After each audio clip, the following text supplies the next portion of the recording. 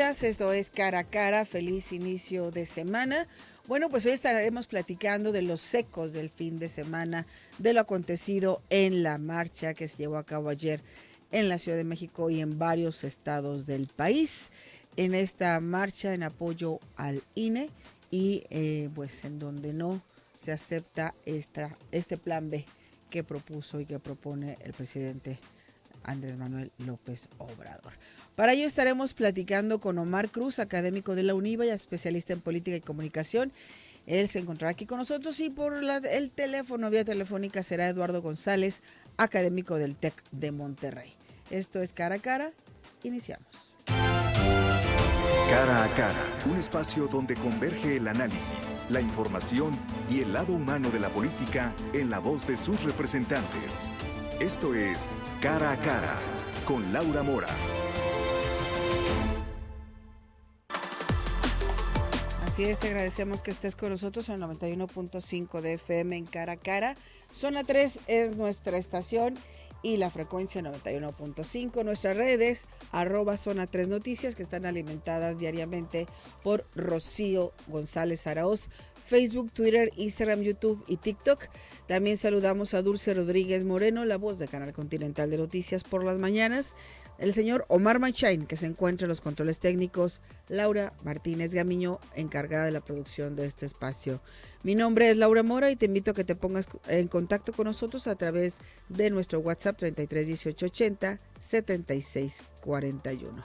Iniciamos. Se utilizó al INE y se utilizó la democracia para llegar al poder. Y hoy quieren matarlos para impedir la alternancia. Y no lo vamos a permitir. Quieren mutilar al INE porque les estorba el voto libre. Quieren desmembrarlo porque a la intolerancia le estorba una institución autónoma, fuerte y capaz. Tengo la confianza de que todos ellos evidenciarán que no son ciertas las expresiones del presidente y de sus colaboradores. Estoy seguro que los ministros considerarán que las irregularidades en los procesos legislativos tienen un serio potencial invalidatorio. Sé que los ministros declararán que las normas electorales que reducen los recursos humanos y presupuestales de los órganos electorales violan los principios de equidad y certeza.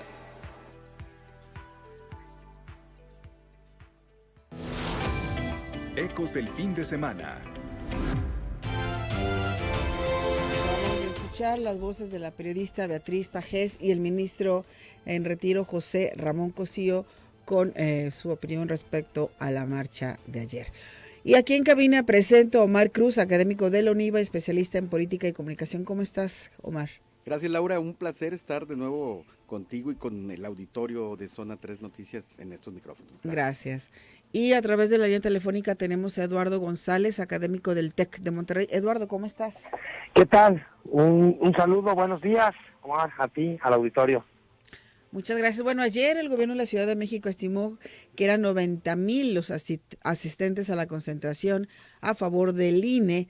El Centro de Orientación Vial de la Secretaría de Seguridad Ciudadana de la Ciudad de México informó que en la marcha de este domingo en favor del Instituto Nacional Electoral asistieron 90,000 personas al Zócalo capitalino. Y bueno, aquí está con nosotros Omar y Eduardo. Empezamos contigo, Eduardo, tus apreciaciones con relación a esta marcha. Bueno, pues en principio me parece que cualquier manifestación ciudadana de las comunidades académicas, políticas, de la sociedad civil en general, a favor de fortalecer la democracia y los procesos democráticos electorales en nuestro país, pues no hay manera de estar en contra de estos procesos. El que la gente salga y haga pública su preferencia por un modelo, unas prácticas democráticas u otras, por apoyar o no a los gobiernos, sean estatales o federales.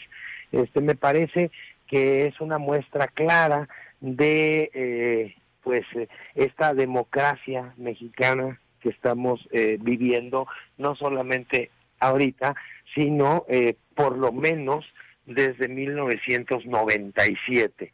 Me parece que es un año importante, un año que se volvió casi como fundacional cuando el PRD ganó el gobierno de la Ciudad de México. Y a partir de ese momento me parece que las formas han cambiado y que quien suponga que seguimos viviendo en espacios pues que tienen que ver más con el priato más recalcitrante que vivimos en los años 80 y 90, para no irnos más atrás, pues me parece que está haciendo una lectura de la realidad pues que no corresponde a los procesos que estamos viviendo.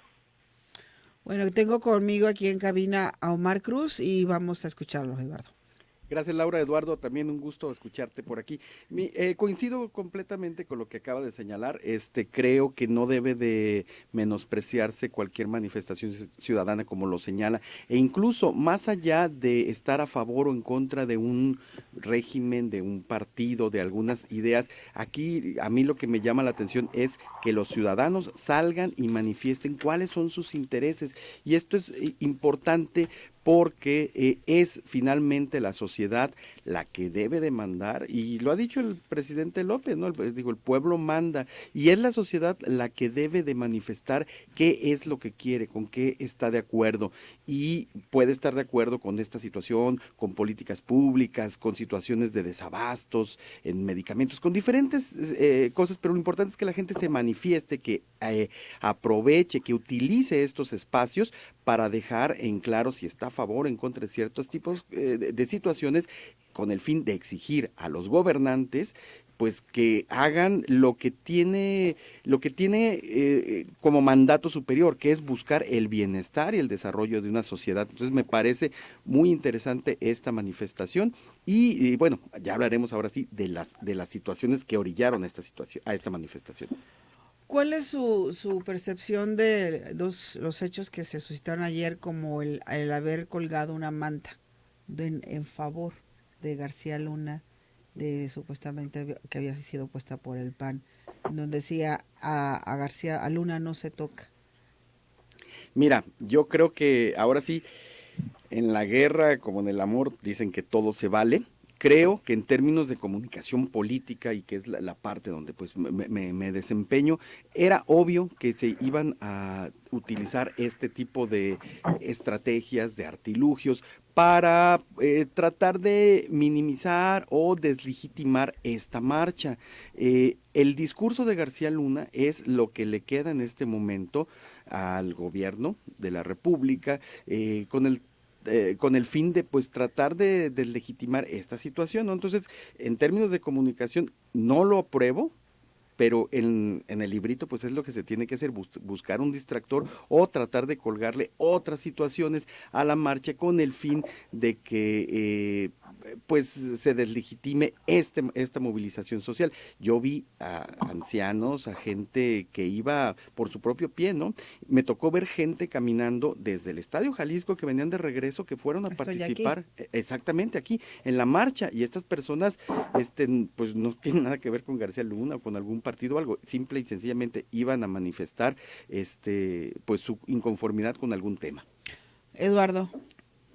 Pues sí, a mí me parece que ya entrando a la parte política de la misma marcha, sí creo que tendríamos que hacer una división muy clara entre la gente de la banqueta que de manera digamos independiente de alguna militancia incluso política, partidista, sale, se manifiesta y pues ve que las propuestas electorales aprobadas no son de su agrado, no son las que consideran adecuadas y salen a manifestarse. Me parece que ahí, pues como bien menciona Omar, pues hay gente que ni la debe ni la teme con respecto a Genaro García Luna. Pero también está la otra parte, es decir, si nosotros atendemos a dos de los principales, o tres de los principales personajes que encabezaron no solamente el llamado a la marcha, sino el templete mismo, pues está Marco Cortés del PAN, está el presidente del PRI, AMLito, y está también Claudio X González. Los tres personajes, pues con una evidente agenda político-electoral pensando en 2024, que me parece también que es una posición legítima, ¿verdad? Buscar el poder en una república como la de nosotros. Pero sí me parece que es importante mencionar que en tanto estos personajes son revisados a la luz de lo que han hecho durante su historia política, pues ahí sí me parece que hasta en términos, como mencionaba ahorita Omar, de comunicación política, pues el mensaje queda bastante hueco, es decir, escuchar a la dirigencia priista o la dirigencia panista hablar de salvar a la democracia, de querer fortalecer al INE, pues sí me parece que suena hasta pues a un tono de burla por la larga tradición de fraudes electorales que orquestó el PRI y, por supuesto, sin olvidar el fraude electoral de 2006 con Felipe Calderón. Es decir, me parece que esa mezcla de los partidos, de los líderes de los partidos políticos PAN y PRI hablando de la democracia, pues no le hace ningún favor a la marcha del día de ayer. Y por supuesto, pues el gobierno federal usa las armas políticas que tiene a su alcance, que en este momento es el caso de García Luna. No creo que sea la última moneda que tenga por jugar, pero sí desde luego en estos momentos pues es una de las más importantes. Lalo, ¿tú cuáles serían los aspectos positivos que ves del Plan B? Mira, a mí me parece que un punto muy importante tiene que ver con los dineros.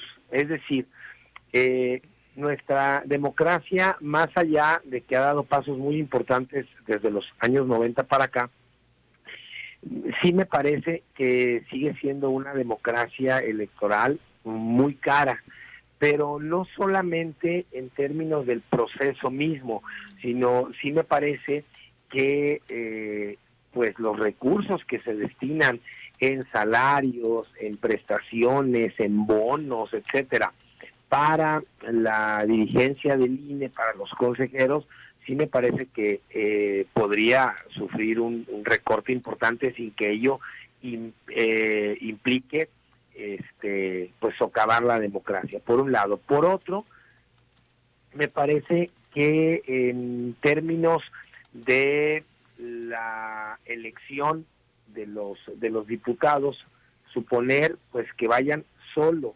por los votos acumulados por los partidos políticos, pues puede ser una opción que venga a fortalecer sobre todo las propuestas de los partidos políticos hacia la ciudadanía, es decir, que ya no haya estos diputados electos de manera directa, sino pues todos parece que terminarían con la posibilidad de ser pues una especie de plurinominales. También la reducción en el Senado, en las curules, me parece que es importante. Sin embargo, creo que donde puede haber serios problemas en cuanto a los procesos electorales mismos es en el adelgazamiento de personas operativas en los institutos estatales. Ahí me parece que sería importante fortalecerlos sin que se dupliquen o institutos o funciones, es decir, que exista un INE nacional con los INEs estatales, ¿verdad? Pero no en términos de una reducción considerable de las personas que trabajan en cada uno de los estados, porque ahí sí me parece que estaría en riesgo la operatividad misma de las elecciones. Omar. Coincido, digo, también en esta situación creo que los aspectos positivos de este plan B son esos, los fines, lo que se busca en términos, quitando los aspectos políticos, en términos económicos, ahorros sustanciales. Estamos en una situación compleja en México en estos momentos, con pocos ingresos para el Estado, y cualquier medida que busque ahorrar, hacer más austero esto, creo que debe de ser bien vista e incluso apoyada, ¿no? El problema es los cómo, ¿no?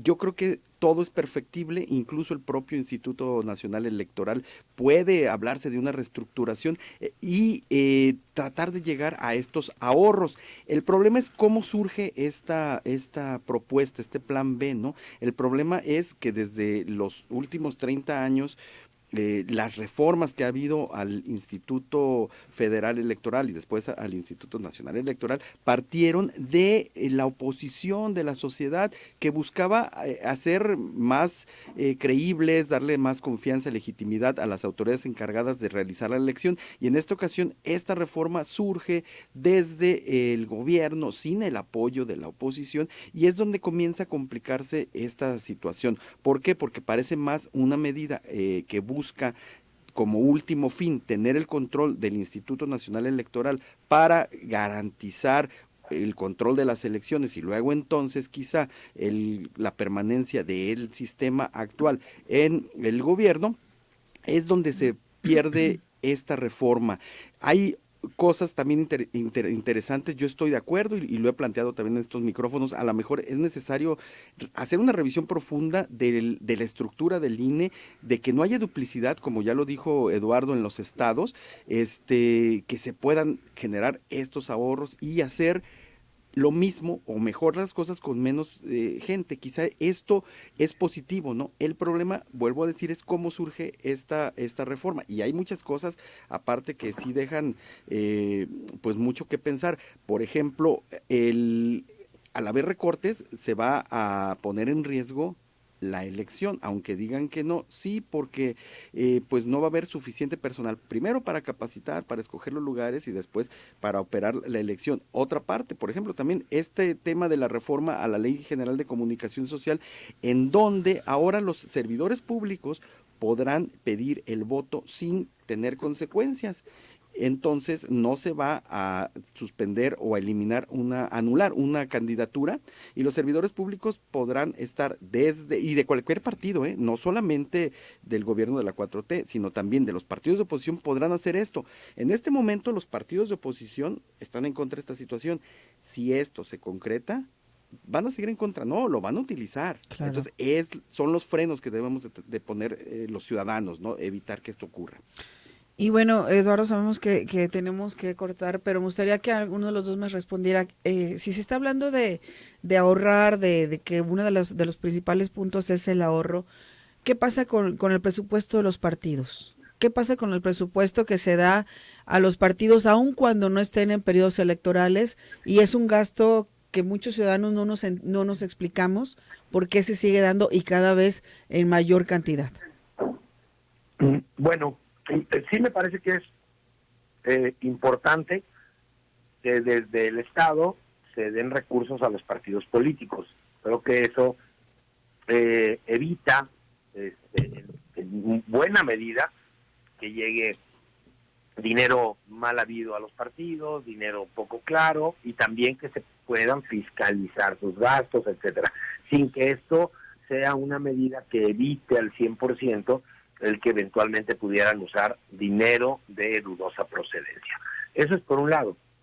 Pero por otro, sí me parece que si bien hay que apoyar y empujar porque los partidos políticos sigan teniendo apoyo del Estado, me parece que en términos de presupuesto y de urgencias económicas que hemos tenido, pues creo que es indispensable que se reduzca considerablemente el apoyo a los partidos políticos, porque así como el INE nos sale muy claro, así como decimos que en el INE hay que hacer una reducción de salarios y de prestaciones, etcétera, y de optimizar recursos, también me parece que es fundamental que los partidos políticos hagan lo mismo, actúen en consecuencia y se den cuenta pues que ya esos tiempos en los que llegaban las carretadas de dinero pues ya se fueron, y espero que nunca regresen más y que sí haya una reducción considerable a sus recursos. Pero eso no está considerado en el plan B.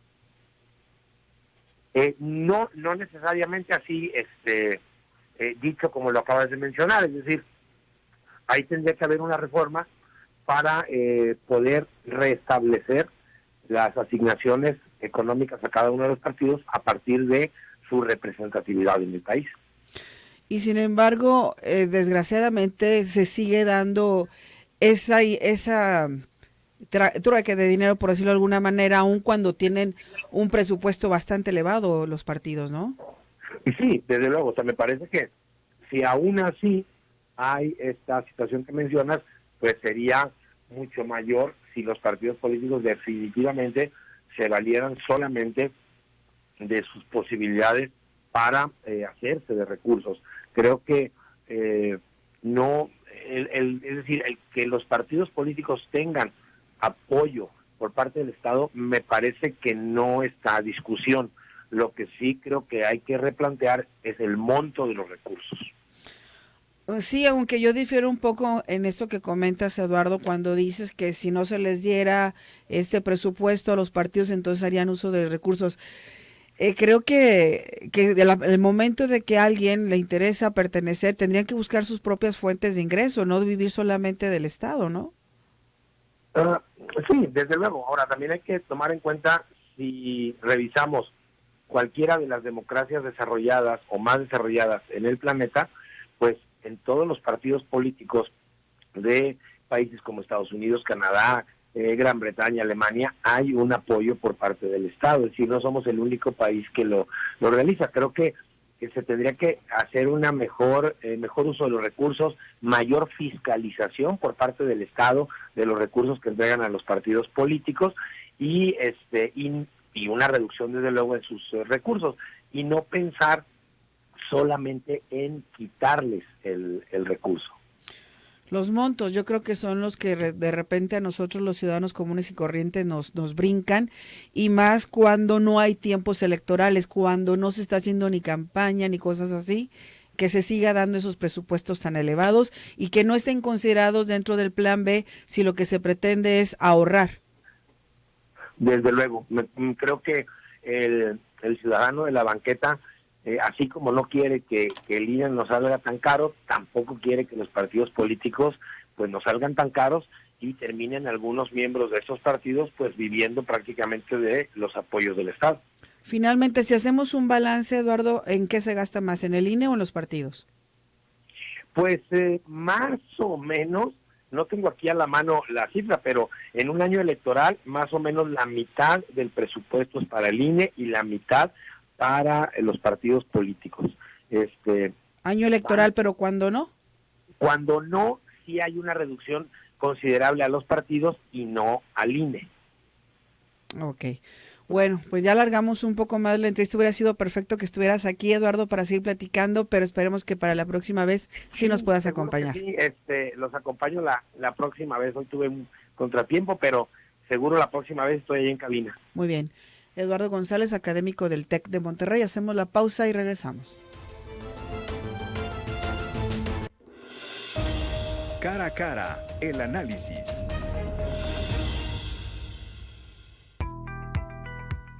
No les importa la democracia, sino lo que quieren es que continúe el predominio de una oligarquía, es decir, un gobierno de los ricos, de los potentados. No les importa el pueblo, porque eso es, en esencia, lo que significa la democracia. Y desde luego que lo de la manifestación de ayer y otras que vendrán, pues se encuadran en este propósito.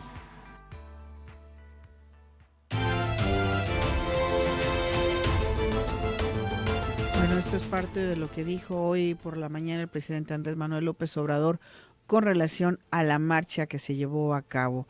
Omar, ¿qué es la democracia? La democracia definida desde tiempos de los griegos por Aristóteles es el poder del pueblo. Incluso el propio Aristóteles decía que no era el mejor sistema político el que existía, le agregó, lo aderezó, diciendo que a lo mejor tenía un grado de corrupción la democracia, porque decía que se corría el riesgo de que al hacerle caso a la mayoría, a lo que pedía, la mayoría se dejara fuera a las minorías, y esto iba en contra de sus derechos, pero decía, bueno, es un sistema que puede existir, y finalmente se ha ido esto perfeccionando y es el sistema que tenemos.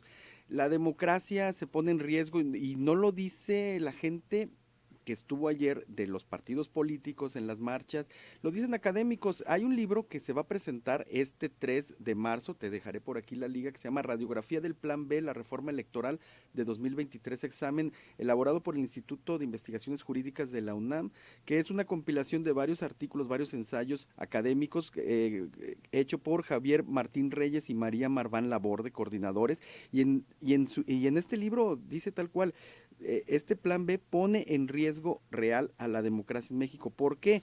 Porque de prosperar este plan B como está aprobado, sí es que en la Corte no se echa atrás, se le va a dar el control al Estado de organizar los procesos electorales. Y diferentes situaciones que tienen que ver con el cómo elegimos a nuestros gobernantes. Por eso sí está en riesgo la democracia.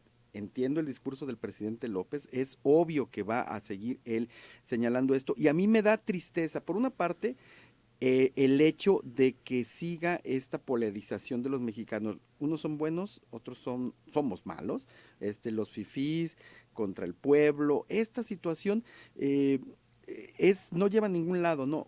Han dicho varios analistas políticos que debe de prevalecer el diálogo, un diálogo como el que estamos teniendo aquí, como el que hace unos momentos antes de ir al corte, señalando posturas a favor, en contra, pero en este momento no hay diálogo, y lamentablemente tenemos dos posturas, unos a favor de la propuesta del plan B y otra en contra. Si hubiera comunicación, si hubiera consenso y se dijera qué puede prosperar de esto, qué no, cómo llegamos a un mejor país, esto sería lo enriquecedor, pero estas posturas como la del gobierno de la 4T, de decir si estás conmigo, no estás conmigo, estás en contra, llevan eso a la polarización y lamentablemente no creo que se dé el diálogo, así vamos a seguir hasta 2024. Desde la primer plan donde se hizo la primera marcha y se echó para atrás la primera propuesta, y ahora en este plan B donde se vuelve a manifestar la gente, se puede hablar de que es como una imposición por parte del gobierno federal. No quisiste esto, ahora va esto, y si no quieren esto, ¿qué sigue? Sí, completamente. Es una imposición tal cual. En este texto que te estaba refiriendo, una de las partes, de hecho el primer capítulo tiene que ver con el proceso legal en el cual fue aprobado este plan B, y señala los académicos haciendo un análisis jurídico de cómo se rompió el proceso en la Cámara de Diputados para aprobar este plan B, cómo no se respetó el proceso establecido en la Cámara, lo cual pudiera ser un argumento para la Corte para echar abajo esto, porque no se respetaron los tiempos, los procesos que se señalan en la ley, en la legislación de la ley orgánica de la Cámara de Diputados para hacer este tipo de reformas. Entonces, sí, es una imposición porque ellos, a como dé lugar, como bien lo dijiste, no me aprobaste mi plan A, entonces vamos con el plan B. El plan A requería tener una mayoría calificada, es decir, 2/3 partes del Congreso del Congreso del Senado para que lo aprobaran. Al no tenerlo, entonces dicen, no, entonces voy por reformas a la legislación secundaria donde no necesito la mayoría calificada, con mi mayoría simple tengo para hacerlas y vamos por ahí. Comentaste también qué va a pasar con el plan A, no insistieron, se fueron con el plan B, ya tienen ahorita la aprobación de las dos cámaras, incluso se supone que el día de hoy, ya no he visto hasta hace una hora, no habían dicho si ya estaba publicado en el Diario Oficial de la Federación esta minuta con las reformas, pero ya está dada. ¿Qué sigue? Que la Corte lo analice, va a haber seguramente impugnaciones, recursos que van a presentar diferentes actores políticos, la sociedad, académicos, en contra de esto, y en la Corte se va a dirimir esta situación. El gobierno ya no va a dar marcha atrás. ¿Por qué? Porque ya lo tienen ganado, o sea, ya tienen un avance, ya ganaron batallas, entonces pues ellos van por todo, no pueden recular, no pueden irse hacia atrás. Entonces esto se va a resolver en la Corte y esperemos, como dijeron en las manifestaciones el propio exministro Cosío Villegas el día de ayer en la Ciudad de México, que la Corte analice, que sea sensato y emita un fallo, no escuchando al pueblo que se manifestó ayer, ni a los que están a favor, ¿no? Porque, bueno, sí los tienen que escuchar, pero me refiero a apegados a derecho, que revisen la situación legal de cómo se dio y que vean que no resulta procedente. ¿Y cuáles son los beneficios reales que se van a recibir, no en un momento dado? ¿Cuál es la realidad de este plan B en favor de lo que se está pretendiendo? Así es, porque como decíamos, se habla de un malentendido ahorro al hacer estos recortes que le darían al gobierno el control del INE de 3,000 millones de pesos, pero 3,000 millones de pesos que se ahorrarían, que no queda claro a dónde irían estos recursos, que se irían a programas sociales del bienestar, y pondrían en riesgo la elección. Dice el presidente López, no es cierto que se pone en riesgo la democracia, no es cierto que se pone en riesgo la elección. Creo que en este país, y como lo decía Eduardo, muchos de los que estamos aquí, de los que están del otro lado de los micrófonos, en alguna ocasión o hemos sido o tienen algún conocido o familiar incluso que les ha tocado ser funcionarios de casilla en las elecciones en estos últimos 30 años y saben más o menos cómo funciona esto. Pero esto no es gratuito, son, como se ha señalado, logros que se han tenido a partir de que los ciudadanos dijeron ya basta que el Estado imponga a los candidatos, a los ganadores, vamos a ser los ciudadanos los que organizamos, y ha costado tiempo, dinero y esfuerzo. Ahora, al haber menos recursos para capacitar a la gente, para ver dónde se colocan las mesas electorales receptoras de los votos, pues se pone en riesgo esta situación de la elección. Alguno de los comentarios decía ayer que desde este momento que se apruebe la reforma, se está judicializando la elección de 2024. ¿Por qué? Porque se le están dando elementos a quien gane, a quien pierda, sea de cualquier partido, de impugnar los procesos porque no se llevaron de manera adecuada. Y luego entonces, ¿quién gana? Pues quien tiene el control, porque va a poder decidir hacer cosas. Tenemos que hacer la última pausa y regresamos.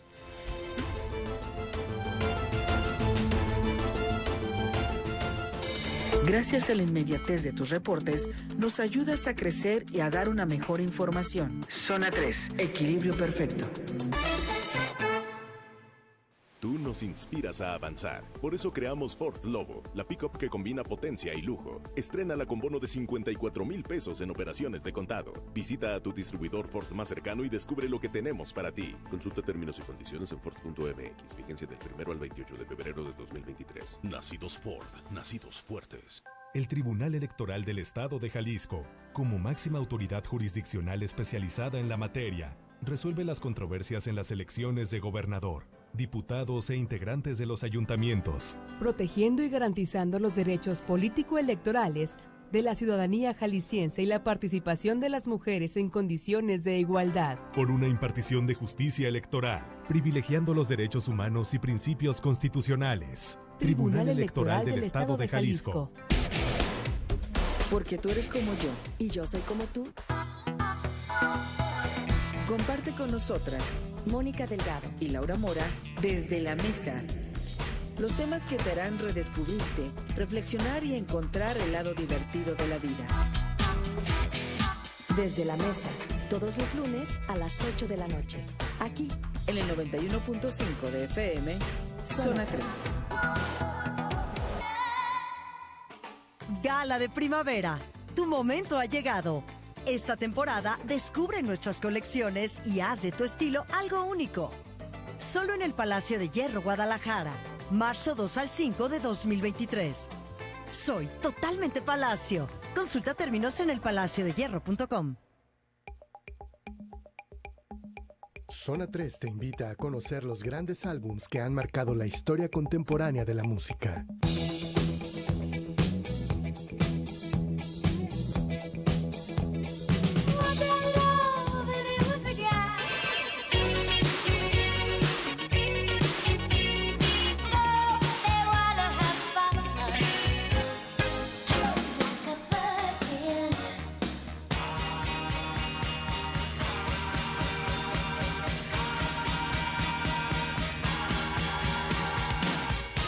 La grabación, su producción, el diseño de portada y todo lo que en su momento marcó una influencia a sus creadores.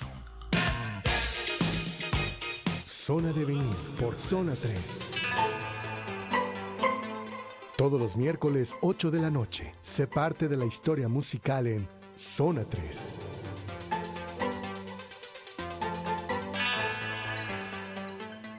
En apoyo a las regiones más pobres, marginadas y rezagadas, el Senado aprobó una reforma para que los programas y proyectos de desarrollo enfocados al sector social de la economía se dirijan a estas zonas. Se garantiza así el mandato constitucional de que el Estado promueva una más justa distribución de la riqueza y facilite el pleno ejercicio de la libertad y dignidad de las personas y los grupos sociales. Senado de la República. 65ª legislatura. Estás escuchando Cara a Cara, a las 10 de la mañana, Zona de Conexión. Puedes vernos en nuestras redes sociales, Facebook y Twitter, como @Zona 3 Noticias. Cara a Cara.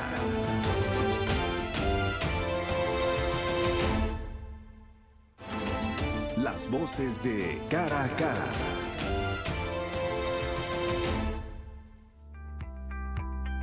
No les importa la democracia, sino lo que quieren es que continúe el predominio de una oligarquía, es decir, un gobierno de los ricos, de los potentados. No les importa el pueblo, porque eso es, en esencia, lo que significa la democracia. Y desde luego que lo de la manifestación de ayer y otras que vendrán, pues se encuadran en este propósito.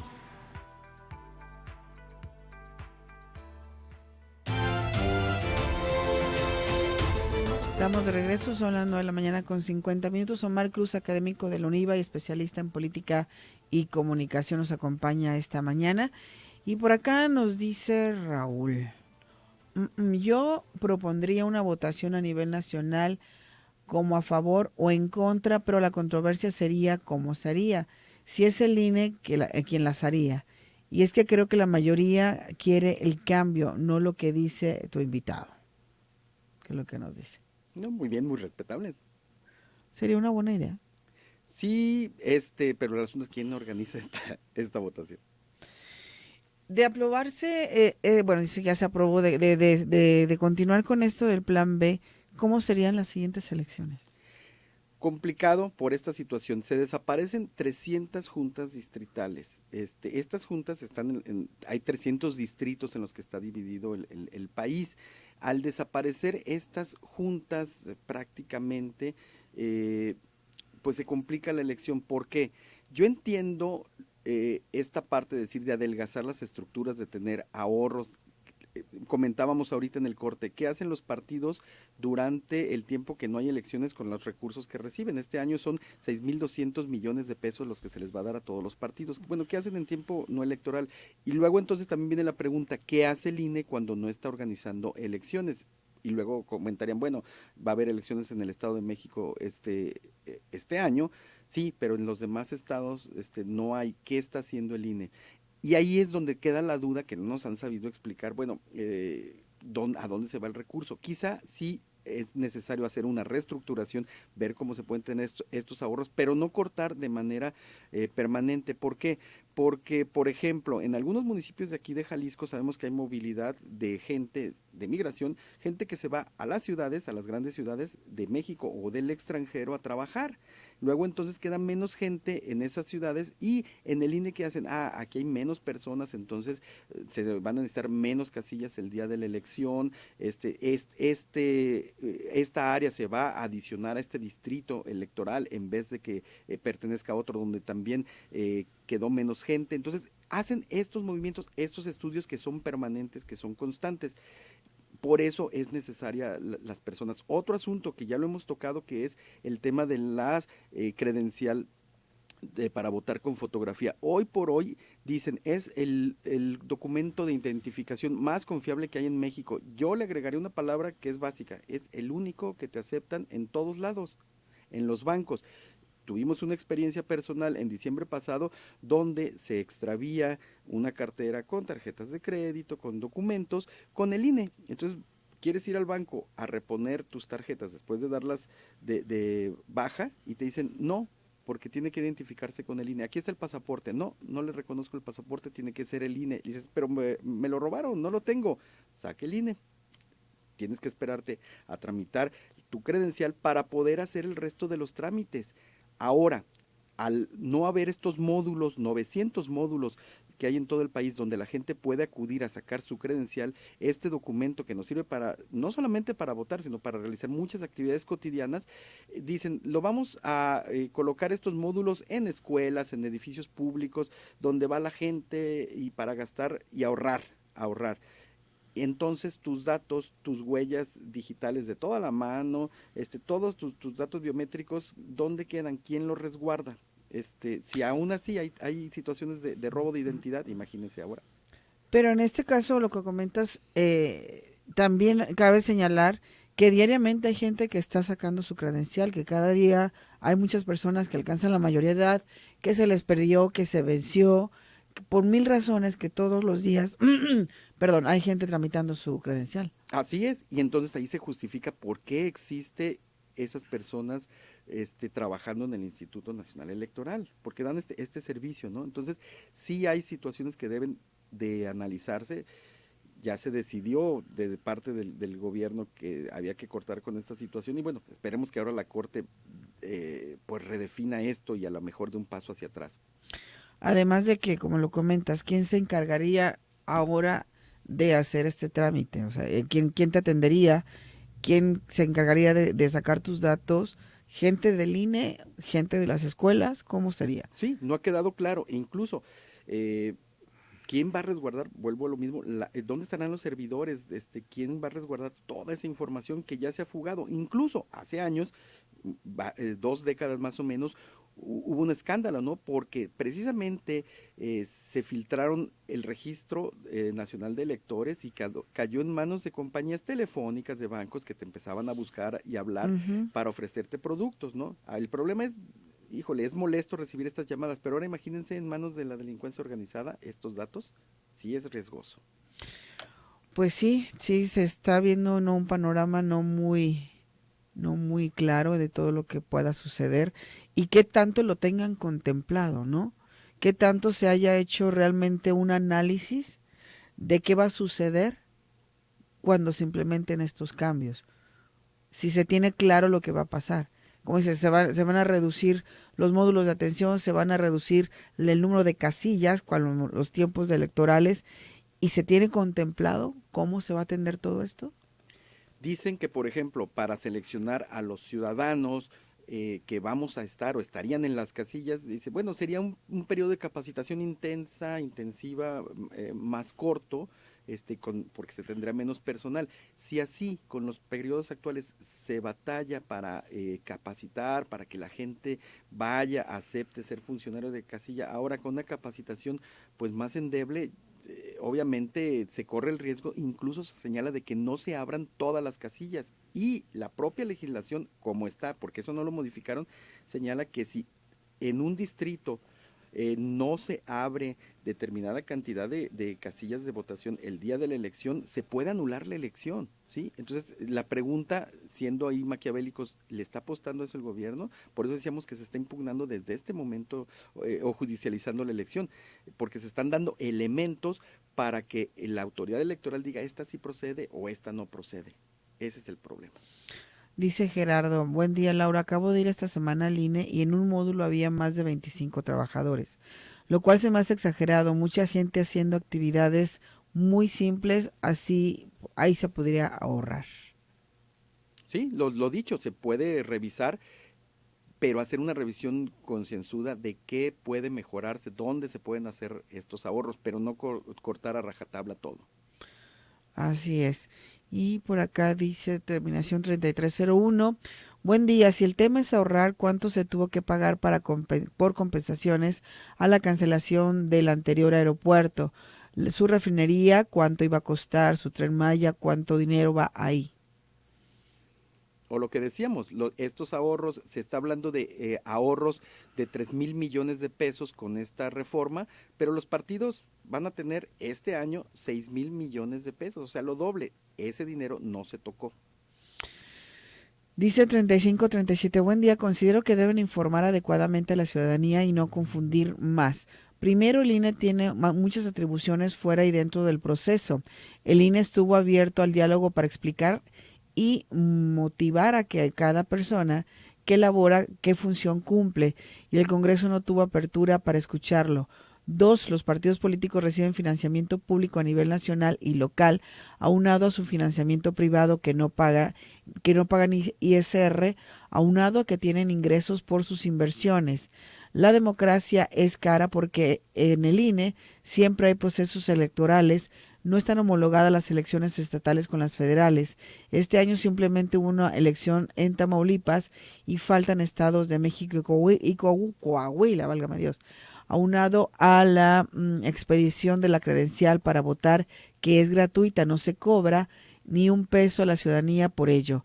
Gracias, hay mucha desconfianza, por eso el INE gasta mucho en blindar sus procesos, la tinta indeleble, el número de personas que operan para la cadena de custodia, todas las medidas de seguridad en cada papeleta y boleta electoral. Bueno, pues es lo que nos informan. Sí. Y esos serían los motivos por los cuales no se debería de disminuir la atención. Así es. Omar, se acabó el tiempo, pero esperamos verte aquí pronto para ver qué es lo que decide la Suprema Corte.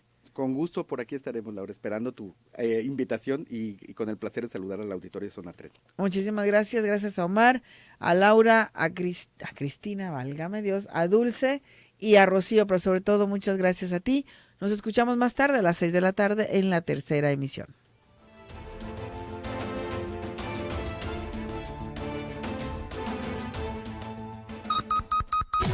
La información al momento, escúchala en Canal Continental de Noticias.